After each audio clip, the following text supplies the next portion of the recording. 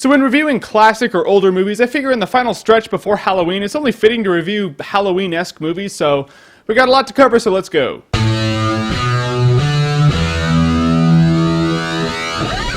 "28 Days Later." Officially speaking, zombies are not the only bad thing that happens every 28 days.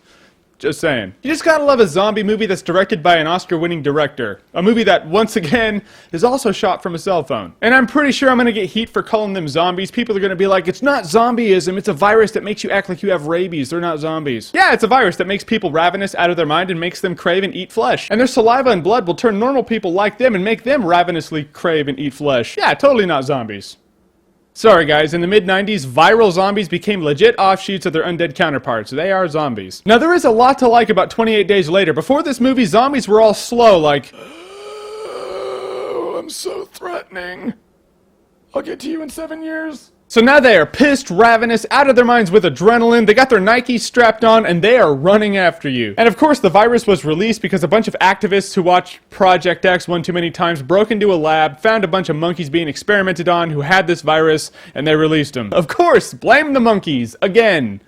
And again. And 28 days later, Cillian Murphy wakes up in a hospital from like a coma or something, and he's absolutely oblivious that he's just waking up amidst the apocalypse. I mean, the city is absolutely deserted. He has missed the party, and he looks and feels like the only person left on Earth. He's like Will Smith in that movie with 5 minutes of The Dark Knight in front of it. But then he runs into some infected, which, like I said, they run now. And he runs into a couple of survivors. Now, this movie has some good actors before they were like anybody. It has Cillian Murphy as the main character, Mad-Eye Moody from Harry Potter, that dude from, well, I'm going to call him Doctor Who because I'm not going to mention that he was in G.I. Joe.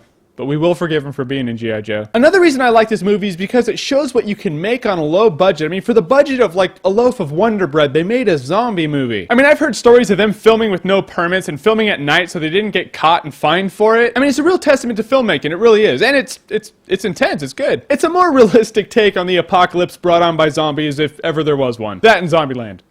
Kind of. So I really like 28 Days Later. It's a little slow in parts, but it was cool seeing the zombie outbreak like a month after it happened. It's not like Dawn of the Dead where it's like happening that day, so everyone's still kind of figuring it out, and they're all fortifying and holding up, waiting for help. I mean, help ain't coming. The apocalypse is a month into it. It's just survival at this point. Everyone but him has adapted and learned to deal with it for the past month, so I mean, that was cool. I mean, the thing that pissed me off most about the movie is I got the Blu-ray and it looks no better than a DVD. I mean, there is no high-def version of this movie. But like I said, price of a loaf of Wonder Bread, so, you know, forgiveness. So if you're looking for a cool playlist for Halloween, like 12 hours of just Halloween movies with zombies and vampires and whatnot, I'd say 28 Days Later gets a shot at that. Because 28 Days Later is zombie-tastic in that realistic kind of way. Halloween ratings. Always fun. So stay tuned tomorrow for my next movie review, which, I mean, if you want a hint. I would call it The Tale of Three Cheeses.